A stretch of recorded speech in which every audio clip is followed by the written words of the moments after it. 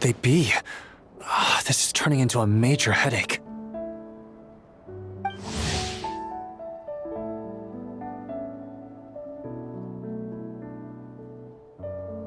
What now, boss? Forget our brothers and sisters over at the lighthouse waiting to get to work. If we don't have enough fuel, it's lights out for the entire camp. Yeah, we gotta think of something, squad leader. Don't worry.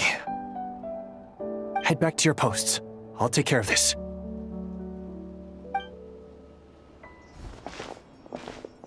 Traveler, Paimon, good to see you. Hey there, Lua! Why is everyone gathered here at the entrance? It's fine. Just a minor issue, really. And I'm already on the case. Come on, Lua! You're always trying to fix things by yourself on the down low. Just tell us, it couldn't hurt. Or is it because you're too embarrassed to say? No way. I just don't want everyone in town worrying about things that I can handle on my own. But since you're both part of the investigation squad now, I won't treat you like outsiders. Still, this isn't exactly the place for a chat. Come on in. I'll tell you more inside.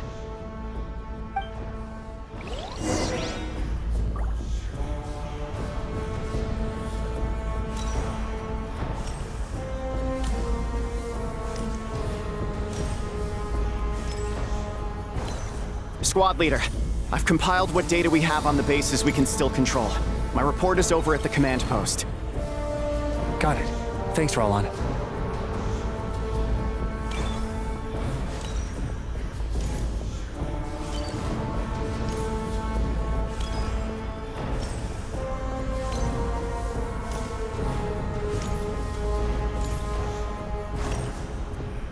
Squad leader, our comrades in the east seem to have butted heads with the Fatui.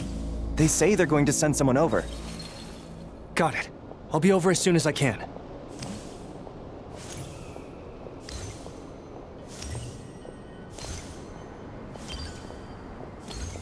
Jeez, Lua! Are you always this busy?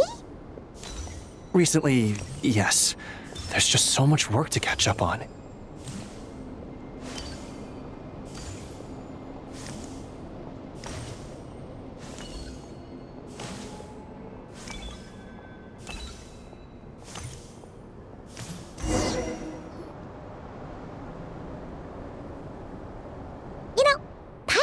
To ask for a while now. What are these vehicle thingies we keep seeing in the Lightkeepers' camps? They kind of look like food trucks, don't you think? It'd be awesome if you really could cook up there. But Paimon has a feeling there's more to these things than meets the eye. What? Yeah, that wasn't what Paimon was getting at. Oh, these? Officially, they're called moon wagons. They're transportation tools we made by modifying Snezhnayan mechanical vehicles. You can think of them as Kuvaki-powered mobile lighthouses. They're not quick by any means, but they save us a whole lot of trouble and manpower when it comes to transporting supplies. As for cooking functionality, I hadn't actually given that any thought. But you know, if we did install a toaster in there... Oh, no. Filling stomachs is a key part of a Ratnik's duties too. Thanks for reminding me of that, Paimon. A proper food truck would save us from having to build makeshift stone stoves just to eat a hot meal. Right? And that way, you could even hold your own bonfire parties too! Except, everyone does seem really busy. Not sure they'd be in the mood for that. Actually, I really hope that one day we can. Just the thought of it makes me smile. But that day will have to wait. For now, at least. Yeah, it's all because of the wild hunt, isn't it? Yes. Flint's did send word from the south that the strongest wild hunt anomaly we know of has been destroyed with your help. But it continues to cause havoc elsewhere.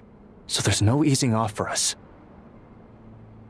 Not only must we shore up our bases themselves, we also need to ensure that the roads are clear, which entails dispatching Ratniki at regular intervals to patrol vast areas of land.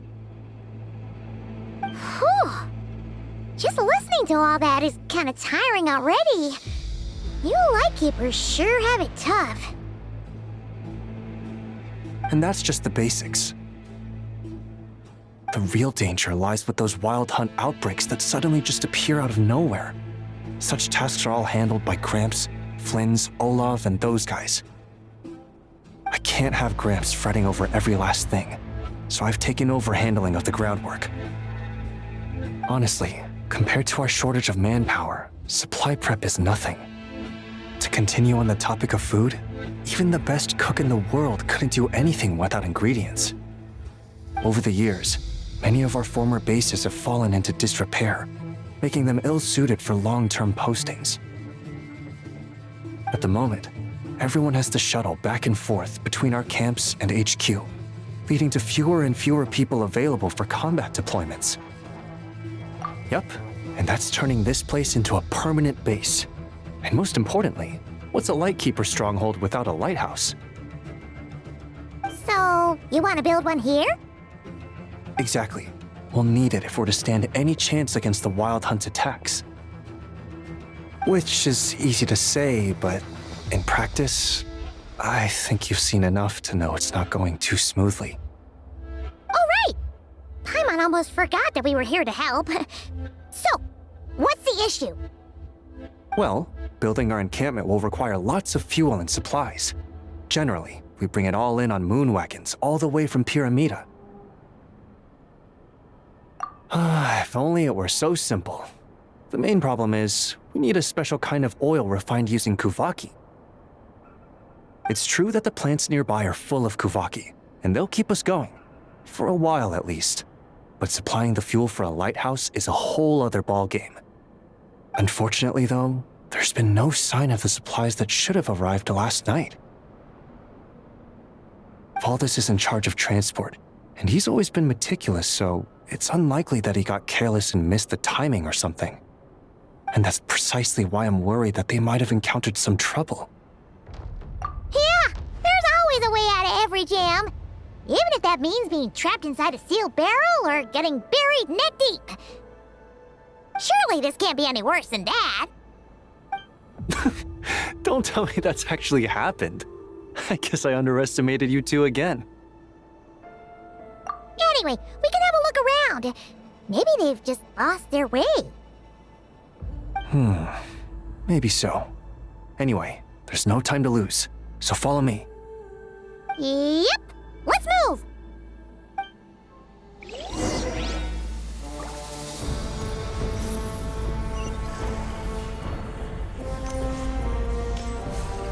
Almost like... Huh? Have you noticed something, Eilua? Never mind that for now. Look over there. I think that's our missing transport.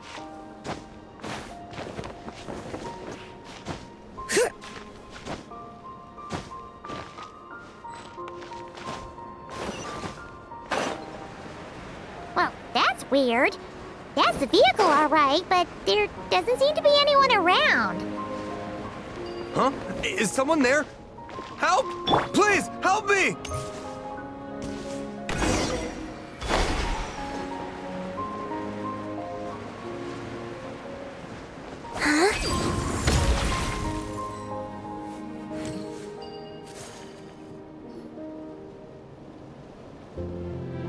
Squad leader! Thank the gods you're here! Please, help me! Valdis, how did you end up here? It's a long story, but the barrier created by these mandragoras can't be broken from inside, so I've been stuck in here for almost the whole day. Something about this doesn't quite add up. This place isn't on the main road from Pyramida, nor is it some sort of shortcut. And as for the mandragoras, they wouldn't usually bother passersby unless they were trespassing on their territory. In short, I'd like an explanation as to how you ended up here, and a reasonable one at that, or you might have to stay in there a while longer. Whoa! You don't usually see Itlua getting angry. Paimon's kinda scared now, too. Oh, that's true. Guess being an adventurer really does have its advantages. It's a good thing we're only honorary squad members, or we'd be subject to his discipline, too. All right. Last night, I found the path to our camp blocked by a large group of mandragoras. You know how I like studying insects and plants, squad leader, and it was such a rare sight to see this many mandragoras gathered in one place. I didn't want to miss the opportunity, so I followed them all the way here. But then... I'm so sorry. I'll take responsibility for this, I promise. How about I cover Night Watch for the coming week? No, make that the whole month. You're right. We can discuss the breaking of regulations after we get back. For now, let's concentrate on getting him out of here. I could use your help again, Traveler. Thank you.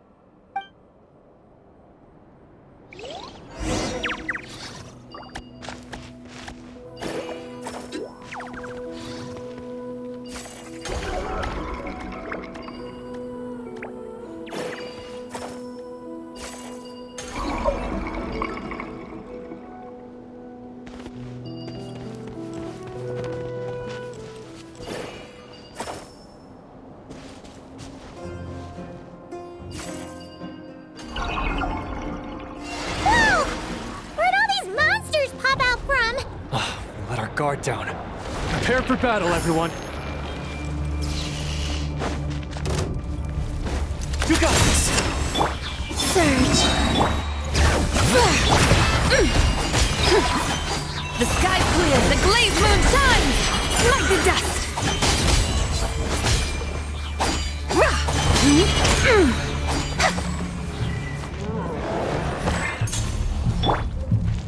Light compels you, while the light shines bright. Flame! Bring it! Hear the echoes of the vault! Be cleansed!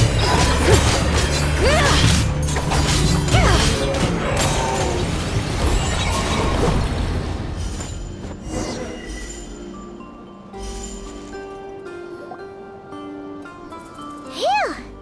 Finally drove out those monsters! What's going on here? Surely they couldn't have been waiting in ambush this whole time. The Wild Hunt. The Mandragoras. Huh, I get it. Huh? Have you figured something out, Itlua? Valdis, I think these Mandragoras trapped you inside the barrier to protect you. They're very sensitive to shifts in their environment. I myself heard some strange murmurs on the way here. Come to think of it, it must have come from the Wild Hunt monsters, who had yet to manifest at that time. These Mandragoras must have detected them very early on, which is why they barred your path and prevented you from continuing onward. Only to have you follow them anyway, leaving them no choice but to trap you here for your protection.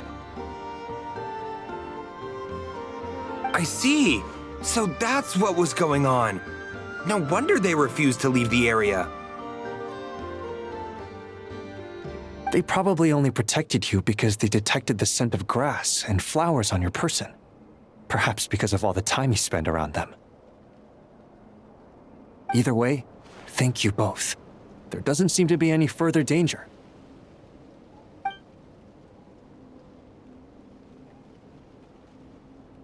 There they go.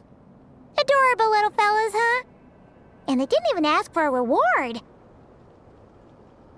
Imagine if we had them around to watch our backs. We'd never have to worry about being ambushed while opening treasure chests again.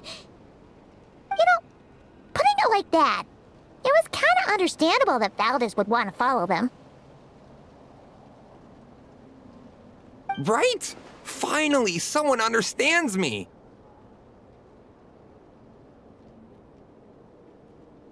I know, I'm sorry. I'll take whatever's coming to me. All right, now that we've got him out, let's head back. The others are probably starting to worry.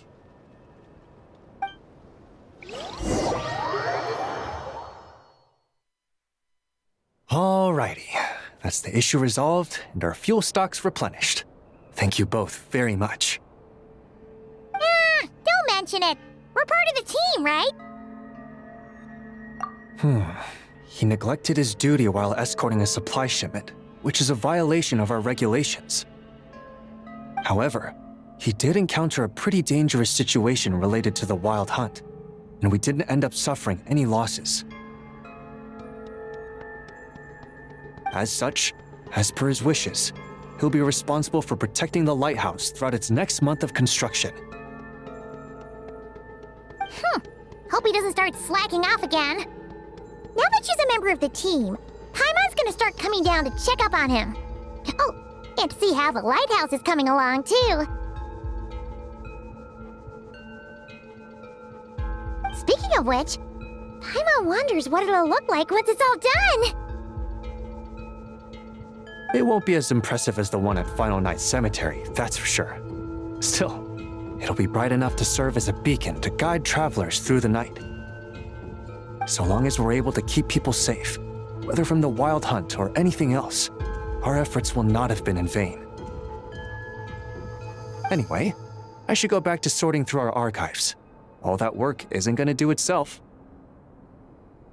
Don't worry, we won't be this busy forever. We should be able to put our feet up a bit once this place is up and running. In that case, we'll help you out. That way, it'll be done in no time.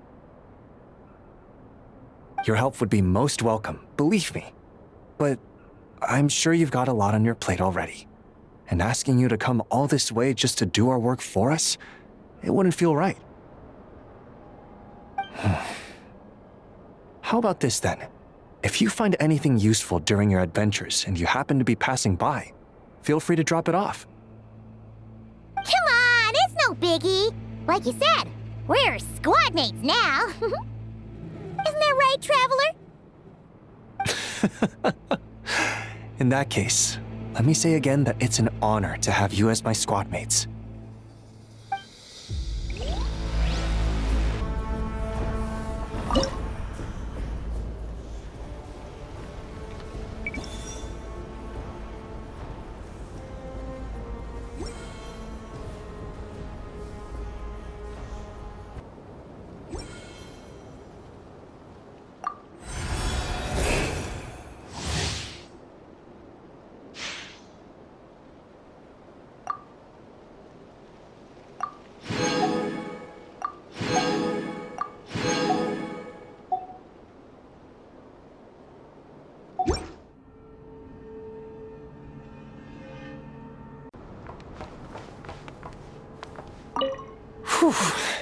Busy. Time to compile the reports and send them out. Gotta make sure we're all on the same page. Let's see, who needs a copy? Squad leader Olaf, who's out in the field pursuing the wild hunt. The sergeant major stationed in various regions. Oh, yes, and Sir Flynn's too. Well, I will have some help from my colleagues, but most of them, yes. Don't worry, this isn't a manpower issue. More like a side effect of the free-spirited nature of most Ratniki. If there weren't people like me serving as runners, we'd often end up losing track of such individuals in the field. Besides, I like to pay them all a visit anyway, so it's a win-win for everyone.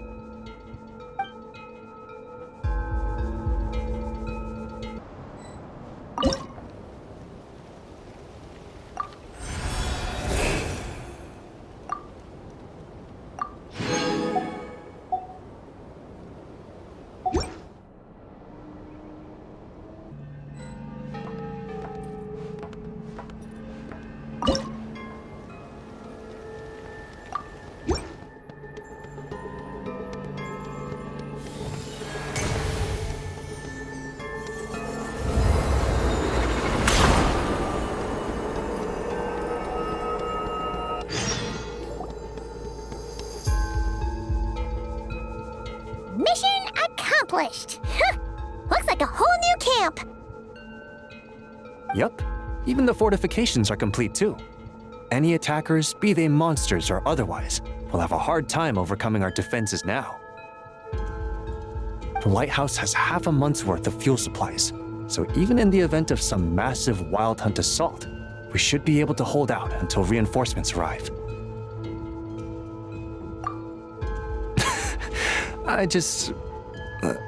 It always pays to be prepared for the worst, you know?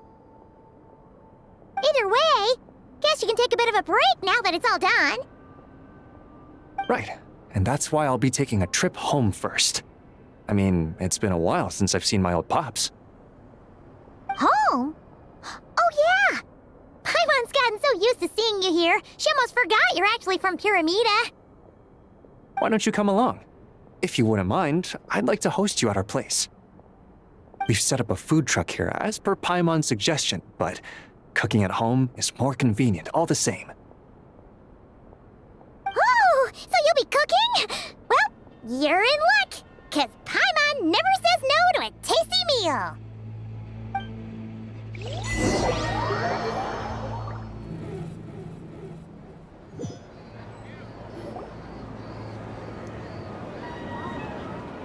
Blackberry crumb cakes? Smoked fish steak? Berries and fried meat? And night watch soup? Oh, there's so much here! Almost too much, even for Paimon. I made this according to the amount we'd usually cook for our troops at dinner, so yeah, it might be a bit much for 3.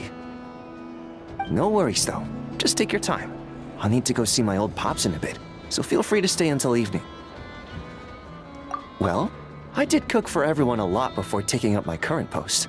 It's just that I haven't had the time recently.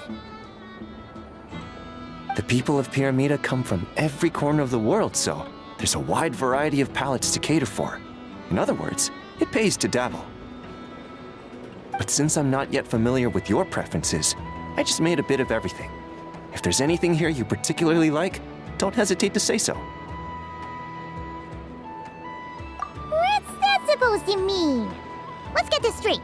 Paimon's got her eye on the berries and fried meat, so don't even try fighting her for that one. You won't have to fight. I'll just make some more. Couldn't have my squad mates go hungry, could I? People can say what they want, but the look on someone's face when they eat something they enjoy never lies. As far as I'm concerned, nothing makes me happier than seeing people happy. And whether as a lightkeeper or a chef, I'll do whatever it takes to keep them smiling. That might sound trivial to you, but deep down, that's all I've ever really wanted. Exactly! There's no way the people around you aren't grateful for what you do. Heck, they'd probably get mad hearing you talk yourself down like that. Besides, they'd have to get in line behind the 2 of us. Thank you. All right, I'll refrain from saying anything else unrelated to dinner. Please, enjoy your meal.